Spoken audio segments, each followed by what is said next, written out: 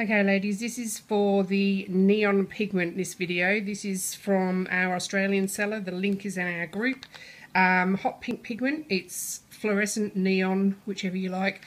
I've done 2 coats of cream puff, cured them.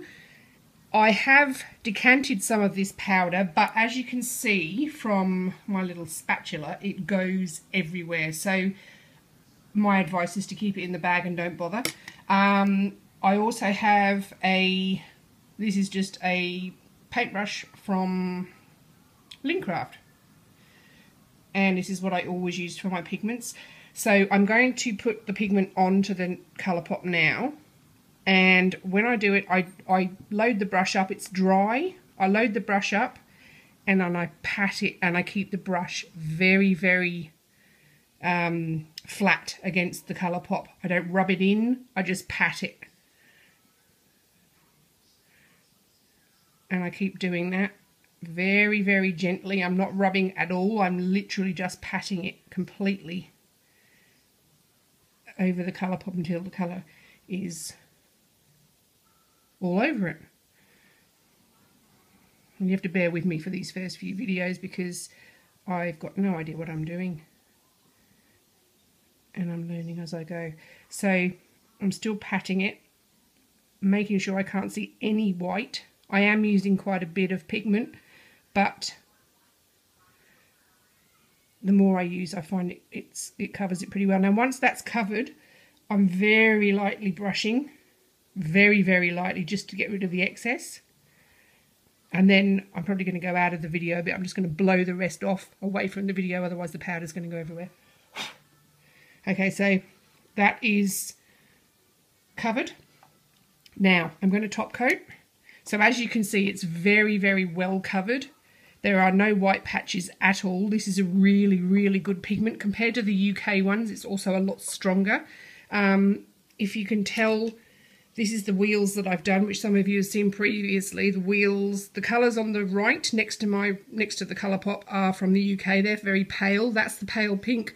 That's the Australian pink in my hand. If I turn the wheel round, this is the Australian colours. So depending on what sort of strength you want, that's your choices.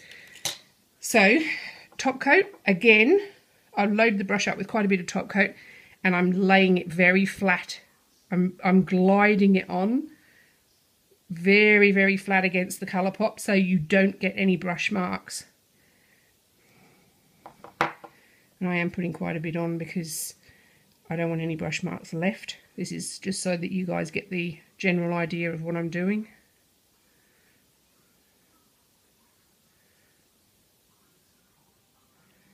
And remember, the flatter the brush, the less chance there is of you leaving any brush marks.